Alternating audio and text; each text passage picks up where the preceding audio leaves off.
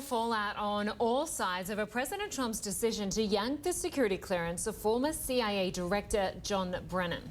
In a tweet Saturday morning, Mr. Trump said Brennan had, quote, has become nothing less than a loudmouth, partisan political hack who cannot be trusted with the secrets of our country. Brennan says the president is abusing the power of his office. I think he's out of control. He has the steering wheel of the American vehicle in his hands, and he's veering wildly right now.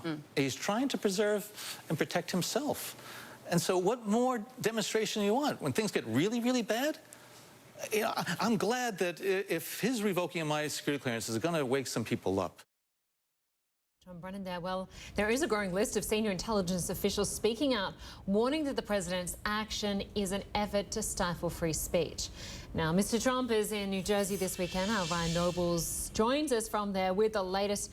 And Ryan, just explain for us why these former intelligence officers and chiefs need to keep their security clearance after they've already left the job, and why this is a big deal.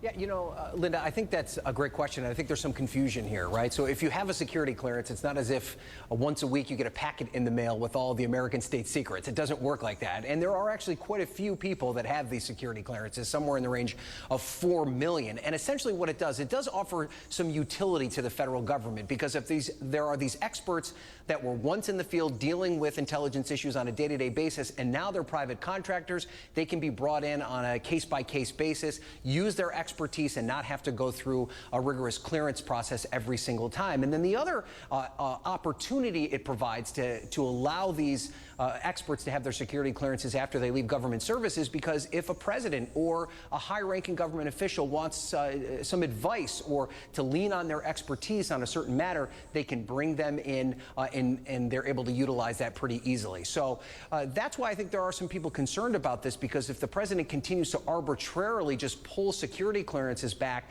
that could make this process a little bit more difficult, and it may make some intelligence officials not necessarily give him the most objective information. So that's why you're seeing many of them come to the defense of John Brennan and say they don't agree with the president's moves here.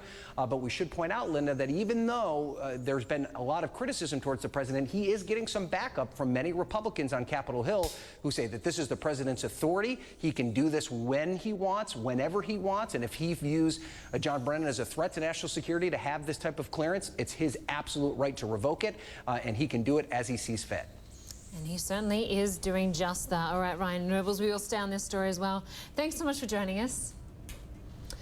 Well, and thanks everyone for watching this edition of CNN Newsroom. We'll have to leave it there for now. I'm Linda Kincaid. Inside Africa is just ahead, but first, I'll be back with the headlines.